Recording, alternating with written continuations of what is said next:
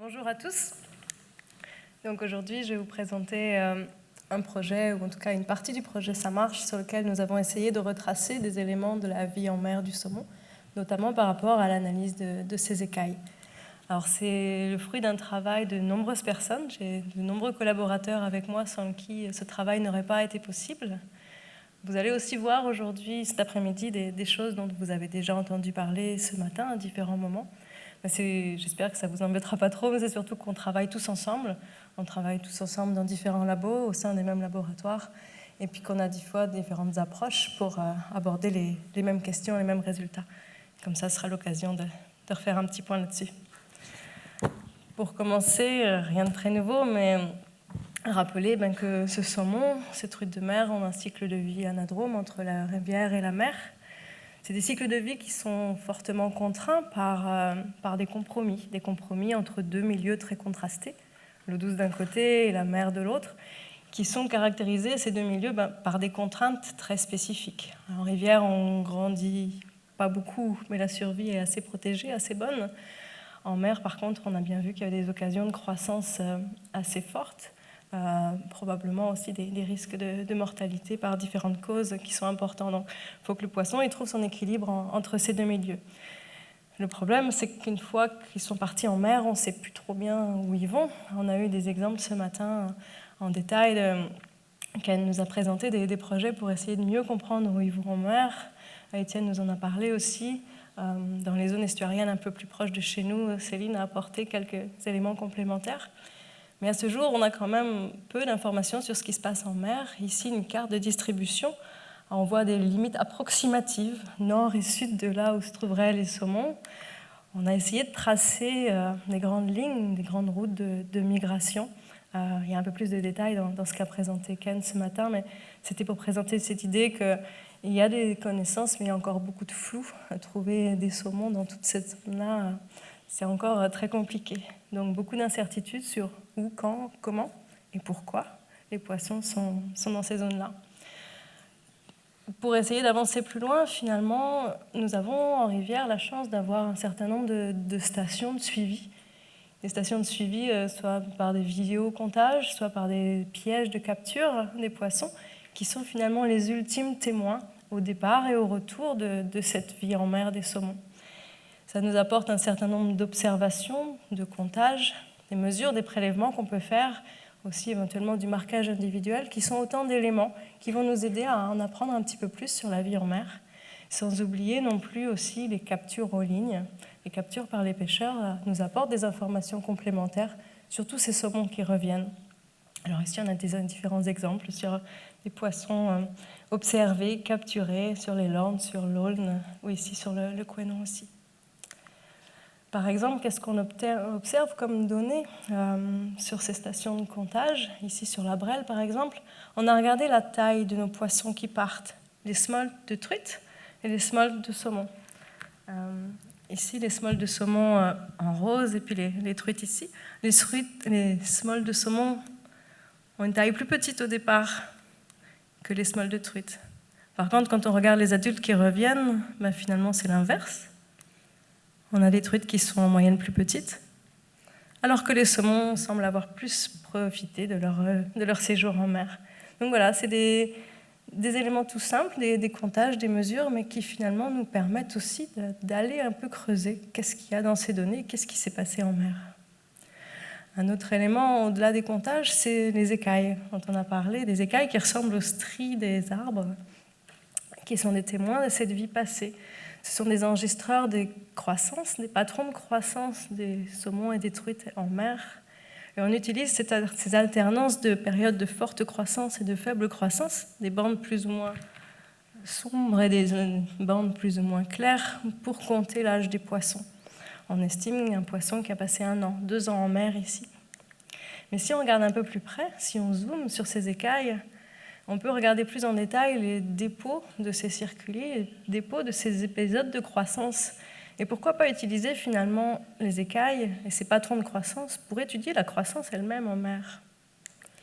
Et puis comme ça vous a été proposé aussi à différents moments ce matin, les restes de mucus sur les écailles. Vous savez, quand vous prélevez les écailles, ça colle aux doigts, ça colle aux enveloppes. Mais là-dedans, il y a de l'ADN. Et à partir de cet ADN, on peut réaliser différentes analyses génétiques, avec parfois des méthodes de police scientifique, pour aller identifier le sexe des poissons. Ça paraît tout simple et ça paraît anodin, mais finalement, ça fait moins de 10 ans qu'on sait faire ça. Et ici, à travers le projet Ça marche, on a essayé de génotyper à grande échelle un grand nombre d'écailles aussi, ce qui nous a permis de pouvoir séparer la vie des mâles et des femelles, et voir s'il y avait des différences et où ces différences étaient importantes. Et ça aussi, c'est quelque chose d'assez nouveau dans notre compréhension de la vie des poissons en mer. Ces écailles, au fil des années, au fil des 30, 40, 50 dernières années, il y en a eu beaucoup de collectées, certaines ont été jetées, mais beaucoup ont été conservées, heureusement. Et maintenant, je pense qu'il est temps, comme sur cette écaille qui a été prélevée sur le Trieux en 2011, d'aller revisiter ces écailles et d'aller voir un peu plus loin que leur âge, d'aller essayer d'estimer un petit peu plus précisément leur croissance qu'elles ont à nous raconter sur ce qui s'est passé en mer. Alors les objectifs du projet Ça marche sur ce volet d'études, c'était de poursuivre nos suivis à long terme. D'avoir ces suivis à long terme, c'est quelque chose de précieux, et c'est parce qu'ils sont à long terme, parce qu'on fait un petit effort chaque année, qu'on arrive à avoir une compréhension globale et pertinente des événements qui sont apparus qui se sont passés au cours des années récentes, des années même plus anciennes. On parle de changement climatique, mais le changement climatique, ce n'est pas en 2 ans qu'on arrive à le voir. Il faut avoir justement ces reculs. Et maintenir ces séries, c'est quand même tout un enjeu, c'est crucial. Ce n'est pas toujours facile. Donc je suis contente aujourd'hui aussi de voir que Ça marche a pu contribuer à fournir cet effort, de continuer, de reconnaître la valeur de ces suivis et de nous permettre de continuer ces suivis. À partir de ces données collectées à long terme et puis sur les années récentes, notre objectif est aussi d'analyser les indices qu'on avait pu avoir entre les mains sur la vie en mer des saumons. Je vais vous présenter ici 3 éléments en particulier. Des premières choses qu'on a pu obtenir sur la survie en mer, des éléments sur les changements de croissance en mer à partir de l'analyse des écailles, et enfin essayer de réfléchir à qu'est-ce qu'on peut apprendre de ces changements et comment ces changements peuvent se répercuter sur la dynamique des populations et sur nos populations de saumons. Pour arriver à ça, pour arriver à analyser ces données, il y a aussi un gros travail préliminaire, un travail de l'ombre qu'on ne voit pas toujours au devant de la scène, mais c'est de rendre les données utilisables, de relier ensemble des données qui ont du sens, qui viennent d'un même poisson, sa taille et son âge par exemple, ce n'est pas toujours simple, de les cataloguer, d'harmoniser entre les rivières, entre les pays de la donnée pour qu'elle ait le même sens, de les ranger et surtout de la rendre accessible. Il y a eu tout un travail ici illustré avec un schéma de base de données pour rappeler l'importance aussi de ce travail pour que nous, après, nous puissions faire sens de ces données archivées. Alors je vais commencer ici par vous apporter quelques éléments sur la survie en mer. La survie en mer, on peut l'étudier de différentes manières, mais quelque part, c'est caractériser les poissons qui reviennent. Comment est-ce que les poissons qui reviennent sont différents ou se distinguent de ceux qui sont partis ? Ici, à partir d'un travail de modélisation sur le SCORF, où on compare le nombre de poissons qui sont partis et ceux qui reviennent, on a pu estimer les variations au cours du temps de la survie des poissons au cours de leur première année, les post-smolt. On observe une survie qui est globalement assez variable et surtout assez faible, avec probablement en moyenne moins de 10% des poissons qui survivent la première année. D'autres analyses ont été menées en parallèle sur la frome, ici avec des données de marquage individuel, des transpondeurs qui sont mis sur les poissons, comme Céline a pu l'évoquer tout à l'heure, nous permettent de suivre de manière plus individuelle ces poissons. Et ici, on estime aussi le taux de retour, et comme ça a été évoqué ce matin, mais je suis contente de le rappeler aussi parce que c'est un résultat fort de nos études, on a mis en évidence cette relation entre le taux de retour et la taille des smolts. Et vous voyez ici que ce sont bien les smolts les plus gros qui ont le plus de chances de revenir dans leur rivière. Donc ça, c'est un élément fort aussi de ce travail, de l'hypothèse du « bigger is better ». Vous avez déjà entendu parler. Pour aller plus loin, on a essayé de s'intéresser aux contraintes qui pèsent sur la survie de ces poissons en estuaire. Alors Céline a apporté quelques éléments avec le tracking qui sont extrêmement importants, qui sont extrêmement détaillés sur les mouvements. Ici, avec les données de PITAG, on n'a pas l'information sur où est-ce que le poisson est allé, à quel moment il a dévalé, où il s'est trouvé dans l'estuaire. Par contre, les collègues ont pu comparer différentes variables qui pouvaient expliquer peut-être aussi, en complément de la taille, les chances de mourir ou de survivre à cet épisode de la migration précoce, la traversée de l'estuaire. Alors, dans les variables qui ont été testées, on retrouve la croissance des poissons en mer dans la rivière, la taille du smolt, qui était, comme on l'a dit tout à l'heure, un élément important, la date de l'évalaison, le débit, les températures, la marée, l'oxygène, le nombre de bars aussi, le nombre de prédateurs potentiels en estuaire. Les résultats ont montré qu'il n'y avait aucune de ces variables, à part la taille du smolt, dont nous avons pu estimer l'impact.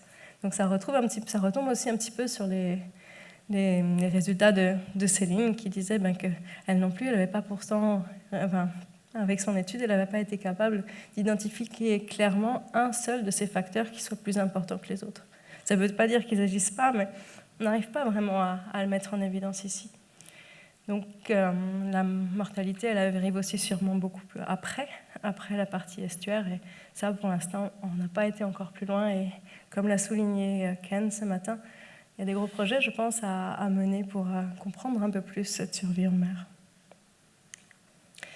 Dans un deuxième temps, je voulais vous parler un peu plus de la croissance. La croissance à partir de l'analyse des écailles. Il s'agit ici de revisiter nos collections d'écailles. On a mené un gros travail de création de nouvelles données, en fait, de données de croissance sur un grand nombre d'échantillons. 2 espèces de poissons, les saumons atlantiques et la truite de mer, sur nos 5 rivières index de la Brelle, le Loire, du Scorff, de Tamar et le Frome, et avec des séries qui reposent sur 15 à 50 ans de capture, à la fois des suivis scientifiques et à la fois des déclarations de capture de pêche à la ligne. Ça fait à peu près à ce jour 14 000 écailles qui ont été analysées. C'est beaucoup, et il y en a encore d'autres à venir. L'analyse de la croissance en mer, elle peut reposer sur la description de différentes périodes de croissance identifiées sur l'écaille. Alors on voit ici une phase de croissance faible qui correspond à la croissance en rivière, en gris, une croissance de premier été en mer, et puis un resserrement qui correspond au premier hiver en mer, et enfin un retour, avec ici une écaille de Castillon, ce poisson qui a passé une seule année en mer. Ce qu'on observe ici, c'est que globalement, la croissance, elle est la plus forte au cours du premier été en mer. On trouve que la croissance, comme attendu, est plus faible en hiver. Et si on regarde ce qui se passe dans le temps, comment cette croissance en moyenne a changé au cours du temps pour ces différentes périodes, on observe des différences entre les années. Donc la croissance en été en mer, elle reste toujours la plus forte, mais certaines années, elle a été plus forte que d'autres. Et ici, par exemple, c'est donc des informations issues de l'analyse des castillons, des saumons qui ont passé un an en mer, capturés sur la Sélune. Si on regarde un petit peu plus précisément cette croissance au premier été en mer, on a regardé ce qui se passe sur nos différentes populations, sur nos mâles, nos femelles. On trouve finalement dans le temps des tendances qui sont communes entre les mâles et les femelles et entre les saumons qui sont issus des 5 rivières qu'on a étudiées. C'est-à-dire que les années où la croissance était forte en premier été pour les saumons de la Brelle, ça correspond aussi à des années où la croissance a été forte sur la Tamar ou sur la Sélune. Et de manière intéressante, on voit que la croissance est extrêmement similaire dans le temps, dans les patrons temporels, entre les poissons qui reviendront comme des castillons et ceux qui reviendront comme des saumons de printemps. Ça nous suggère que saumons de printemps et castillons sont probablement au cours du premier été, au même endroit, au même moment. Donc même si on ne sait pas encore où ils sont, ça nous apporte des éléments intéressants sur un petit peu plus de savoir ce qui s'y passe. Comme on l'a évoqué ce matin, une date qui revient et que je représente ici de manière un petit peu différente, c'est cette fameuse date de 2005. On retrouve aussi ici, à partir de 2005, un déclin marqué de la croissance en mer au cours du premier été. Et une croissance qui semble rester basse depuis ce moment-là. Si on regarde maintenant ce qui se passe au cours du premier hiver en mer, donc la période qui suit, ici on a donc, vous voyez, les courbes elles sont beaucoup plus basses sur mon graphique parce que la croissance est plus faible. On trouve des patrons temporels qui sont toujours similaires entre les mâles et les femelles et similaires entre les rivières. Par contre, ici, vous voyez, il y a 2 groupes de courbes Il y a les courbes pour les saumons de printemps et les courbes pour les castillons. Et les courbes pour les saumons de printemps et les castillons, elles ne font pas la même chose. Ce qui nous suggère ici que nous sommes face à des poissons qui maintenant se séparent, ne font plus, ceux qui vont devenir saumons de printemps et ceux qui vont devenir castillons ne sont plus probablement au même endroit et au même moment. Ils seraient déjà dans des zones de croissance différentes à partir de ce premier hiver en mer. Pendant qu'on a travaillé sur nos écailles, nous avons aussi, sur nos 5 rivières, nous avons aussi un grand nombre de collègues qui ont fait la même chose que nous. Ça a déjà été évoqué ce matin. Et nous avons ces collègues en Écosse, en Norvège, ont identifié aussi ce même signal, ce même déclin de la croissance en mer dans les saumons qui revenaient dans leur population depuis 2005. Ce qui nous suggère très fortement un déclin de la croissance à très large échelle. Et nos saumons du sud de l'Europe, de Bretagne, de Normandie et d'Angleterre, finalement, ils rencontrent des conditions, ou en tout cas des changements de conditions qui sont comparables à ceux des poissons de l'Écosse et ceux des poissons de Norvège. Alors, comme on l'a évoqué tout à l'heure, ces différents auteurs qui ont fait le même travail que nous au même moment ont fait des liens, eux, avec différentes variables de l'environnement pour expliquer ces déclins, que ce soit des déclins liés à l'augmentation de la température de l'eau, au déclin de l'abondance du zooplancton, ou comme on le disait sur l'étude de Volset qu'on a citée ce matin, une diminution de la quantité d'eau arctique à redescendre dans la mer de Norvège. La question qui se pose ensuite, c'est mais pourquoi elle change cette croissance? Et quand l'environnement change, quand l'océan change, que font les saumons? Est-ce qu'ils changeraient d'endroit ou est-ce qu'ils changeraient de proie? Ça, c'est encore une question à laquelle on n'a pas répondu, mais pour essayer d'aller plus loin, on a en cours des études sur les isotopes stables pour essayer d'avoir des informations sur la composition chimique de la mer et puis des poissons, pour essayer de mieux matcher où est-ce que vont les saumons, qu'est-ce qu'ils mangent en fait. Donc ça, c'est des études qui sont encore en cours et j'espère qu'on pourra vous en raconter plus, peut-être l'année prochaine. Pour aller plus loin et voir comment ces changements finalement se répercutent, est-ce que ces changements de croissance, est-ce que c'est grave, est-ce que ça a une importance au fin de compte? On s'est posé la question de voir quelles étaient ses conséquences sur les populations. Pour ce faire, on connaît le lien entre la croissance et la fécondité. Plus les femelles sont grandes, plus elles ont de place finalement pour mettre des œufs, et plus elles seront fécondes et qu'elles pourront produire des œufs dans la rivière. Ici, on a modélisé le déclin de la taille des saumons. Si les saumons grandissent moins en mer, ils reviennent plus petits. Et une femelle qui revient plus petit, combien d'œufs en moins ça fait? Ici, on a comparé ces valeurs de fécondité pour les saumons de printemps et les castillons, ici.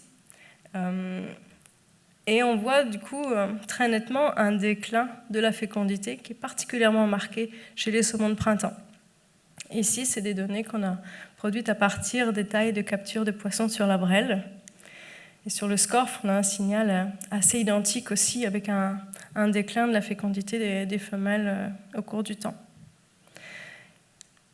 Juste pour information, ici, une petite ligne grise que j'ai identifiée, c'est les valeurs de référence qu'on utilise dans les modèles de gestion par le Conseil international pour l'exploration de la mer, le CIEM, qui fait les modèles de gestion de saumon à l'échelle européenne. Et dans ces modèles, il y a des références de fécondité pour les femelles françaises, et voici ces lignes ici. Donc clairement, on voit que nos populations ne se situent pas exactement sur la ligne. On voit aussi que ces lignes, elles sont droites, elles sont constantes, elles n'ont pas changé au cours du temps, alors que la fécondité des femelles a probablement changé. Et enfin, pour illustrer ce qui se passe côté anglais, ici, c'est des données qu'on a, des fécondités qu'on a estimées à partir de les changements de taille des saumons sur la Tamar. Ici aussi, sur la Tamar, on voit un déclin probable de la fécondité des femelles, avec ici encore les lignes de référence. Sur la Tamar, a priori, les modèles sont assez conservateurs et on sous-estime la dépose d'œufs. Donc, pour l'instant, voilà, ça pose des questions sur l'ajustement d'une valeur de référence pour tout un stock.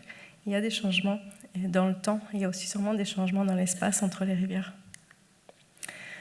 On a mis aussi en évidence un lien entre la croissance et la maturation.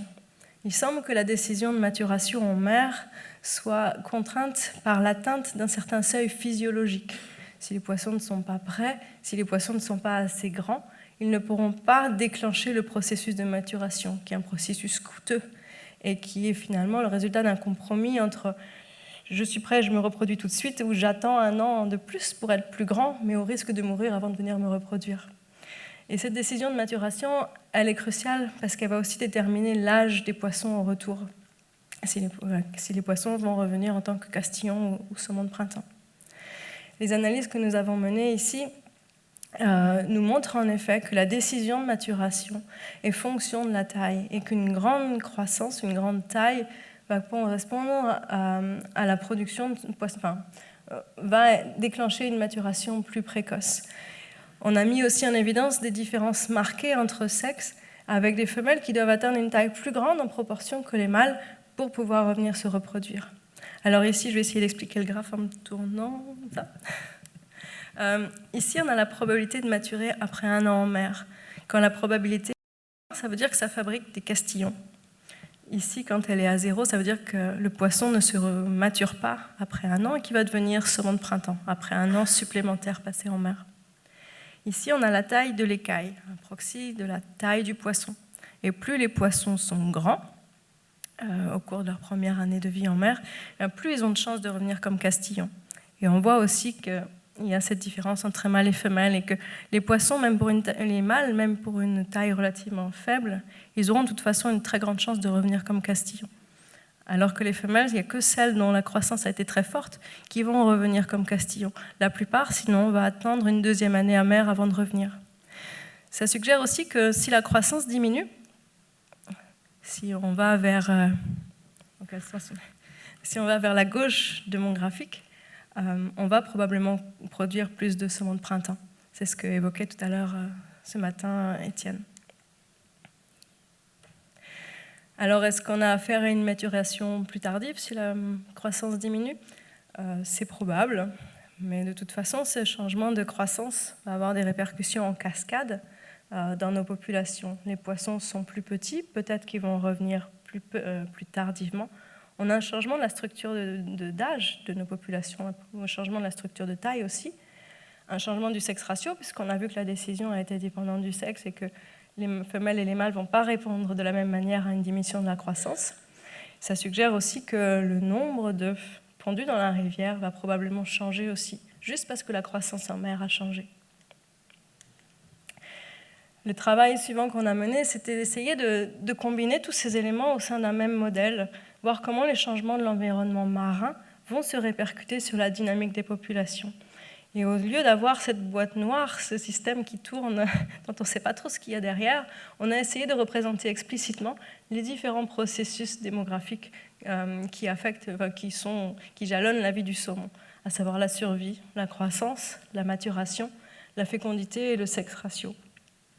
Et les modèles que nous avons produits montrent à ce jour que c'est surtout la survie, c'est surtout les variations temporelles de survie en mer qui, à ce jour, sont les plus fortement impliquées, les plus fortement responsables des changements dans l'abondance et la structure d'âge des retours.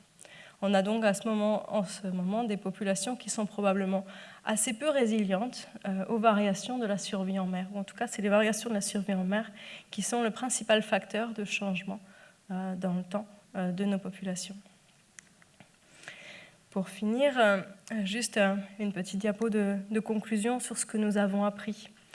Nous avons mis en évidence un cumul de pression entre la rivière et entre la mer.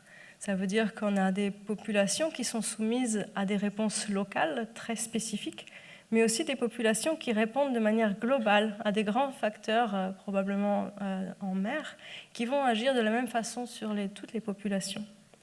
On a mis aussi en évidence une connexion très forte entre la vie en rivière et la vie en mer. Si les smolts sont petits, si leur croissance en rivière est faible, leurs chances de survie vont probablement diminuer en mer. Et à l'inverse, un poisson qui grandit peu en mer va revenir petit, peut-être plus tardivement, peut-être avec une fécondité moindre aussi. Donc voilà, le cycle de vie, la phase marine et la phase en eau douce du cycle de vie ne sont pas du tout indépendantes et on voulait mettre en avant justement quelque chose qui est peut-être un peu nouveau dans notre façon de représenter le cycle de vie, c'est cette forte interconnexion entre la vie marine et la vie en mer. On a aussi mis en évidence cette non-stationnarité des processus biologiques. Ça veut juste dire que si l'environnement change, les saumons changent aussi, dans leur survie, dans leur fécondité, dans leur sexe ratio. Et pour mieux gérer ces populations, il faudra être capable, à un moment donné, de s'adapter, nous aussi, de faire changer nos références pour que nos modèles soient plus adaptés à la réalité qu'on observe, ou à une des réalités qu'on observe.